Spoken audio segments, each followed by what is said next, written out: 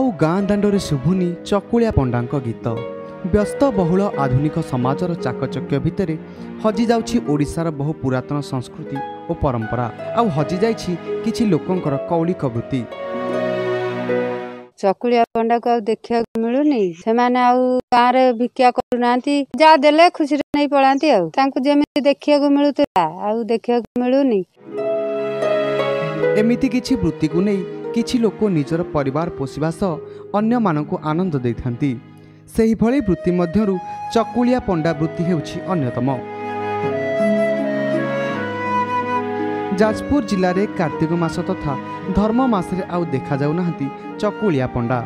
पूर्व पुरुषंक कहवा अनुଯାयी गाँ दाण्डरे बुलुथुवा चकुलिया पंडा को दान धर्म कले बहुत पुण्य मिलिथाए।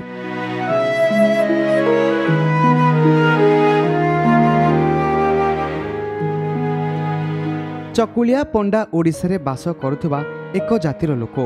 एमाने तଳ कूलर ब्राह्मण और दुआर दुआर बुली गीत गाई भिक मागी चली थांती। एमाने काश्यप गोत्री अटंती। अविभक्त पुरी जिलार खोर्धा सब डिविजन दांडीमाल प्रगणार एमानक मध्यरु अनेक बसवास करती। एमाने कहा द्वार को भिक्षा करने को न जाई ग्राम दांडरे बुली बुली उच्च स्वर रे देव दियाइब दे पद बोलिब पड़िया भूमि रे गोधन चराइबे देइथिले पाई बुणीथिले दाई इत्यादि वाक्य आवृत्ति करती और जे जहा दिए ताहा ग्रहण करती। जो चकुलिया पंडा माने कार्तिक मासरे विशेषकर गाँ दाण्ड मानक देखा जाती एवं धर्म मासरे से माने घर घर को बुली भिक्षावृत्ति करती। किंतु वर्तमान चकुलिया पंडा देखा मिलूनी। तार एकमात्र कारण है लोक ए पूरा एकदम पैसा पछरे गोड़े धीरे धीरे चकुलिया पंडा वंश लोप पाइबा बसला। तेणु चकुलिया पंडा तो देखा जाऊना ओडिया परंपरा सब लोप पाइबा बसला। आउ से स्वर नहीं कि चकुलिया पंडा नहीं कि से केन्द्रा बाजू नहीं कि चकुलिया पंडा गीत शुणा लोक स्वप्न हो गला।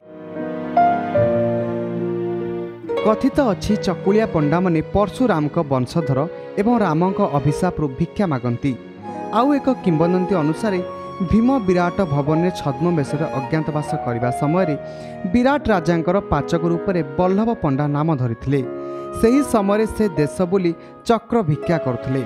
भिक्षान्न संग्रहार्थ से ग्रामर कहार द्वारस्थ न होई ग्राम दाण्डरे 3 थर बुली जाउथिले। जे जहा देउथिले से नेउथिले। तांको संगे चक्र भिक्षा समय जेउ ब्राह्मण माने जोग देइथिले आधुनिक चकुलिया पंडा माने सेमानक वंशधर अटंती।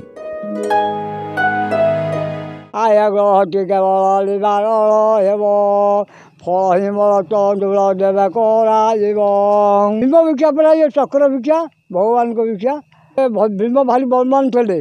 भगवान सहज कर छता धरबू पितल धरबू देते पाई बुणी दाई दांडे बुलिकी देबू भगवान का नाम धरी। 40 वर्ष है कलानी घर को जाऊँ पिला छुआ चलुँच देखिए पिला सब आसवे बुढ़ा बुढ़ा बंद करदे सी काम कर आसवे।